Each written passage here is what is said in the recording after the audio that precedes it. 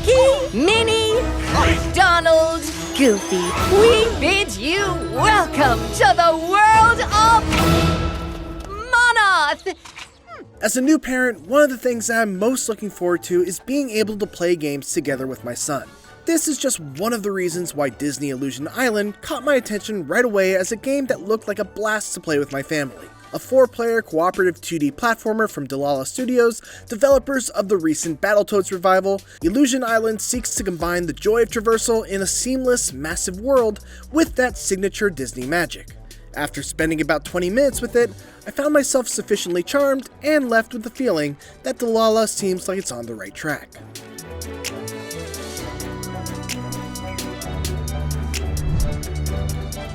The setup for the adventure this time around is Mickey, Minnie, Donald, and Goofy all traveling to the titular Illusion Island under the impression that they've been invited by one another to a picnic. It turns out the picnic was a lie, and those invites actually came from the Toku, a group of creatures in desperate need of heroes to save them. And so, with a little bit of cajoling, some needing more than others, Mickey and the gang agreed to help the Toku by collecting 3 magical tomes scattered across the island. And to be clear, the island is massive. Dlala CEO AJ Grant Scrutton doesn't like to use the term Metroidvania as a genre descriptor for Illusion Island, but it is impossible to ignore the influence that those games have had on the design of its world. In his own words, look, it'd be silly of us to kind of pretend that there is not Metroidvania inspiring the structure of the game. It's a big, seamless world. You get to gates you can't get past until you get an ability. In a lot of ways, that's Metroidvania 101. He continued, I think the difference with ours is that we're focused on the platforming aspect. This isn't a combat game. This is a game about all the challenges you come across being resolved by movement and abilities as opposed to fights. So I think that structurally, we're very inspired by Metroidvania. But I think our biggest influences are platformers, modern ones and the ones we grew up with. Fortunately, that platforming feels really good. It's super smooth, there's just the right amount of floatiness to your jumps, and there's a really great flow from the level design that allowed me to just go from place to place without really even thinking about it. Despite the large open-ended map, I felt naturally drawn by the design to where I needed to go.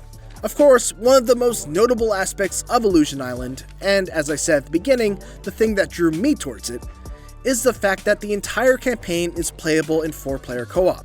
Grant Scrutton said that they decided to make each character control the same because if you make one character faster or one character jump farther, what naturally happens is that somebody feels like they're getting left behind. So they made it that fundamentally every character plays the same, but each feels different thanks to each of their animation styles. We used kind of a toy analogy in which we said that, okay, if we view Minnie as a paper airplane, we view Goofy as a slinky, Donald as a slingshot, and Mickey as a bouncy ball. Then we animate it around that, said Grant Scrutton. So it's very strange because the reality is, they're all the same, but they all feel really different when you play as each of them.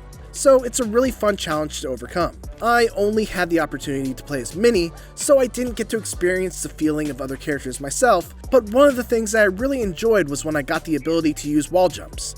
There was a fun cutscene where every character was granted their own item that represented the ability.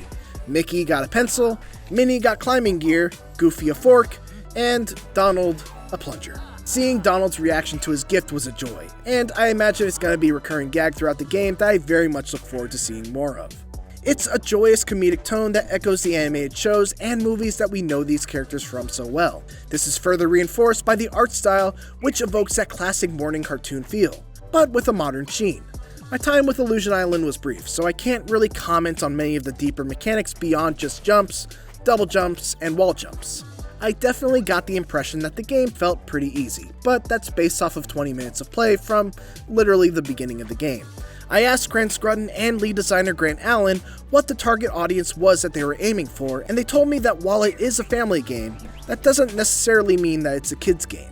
So the way we view it is, us as platform fans who grew up as platform fans and still are platform fans can play this. It's enjoyable, and Grant and I can play it together and feel challenged. But then if I want to play it with my nieces and nephews, we've provided features such as being able to set both my nephews to have infinite health, and I can play with 2 hearts and still get the challenge. But I don't have to worry about them suddenly fighting and beating me up because they keep dying all the time.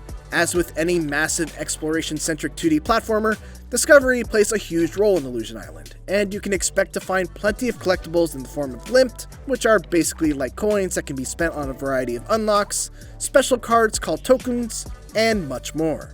I'd also be remiss not to mention the soundtrack, which nails the ambient soundtrack that you'd hear while walking around Disneyland.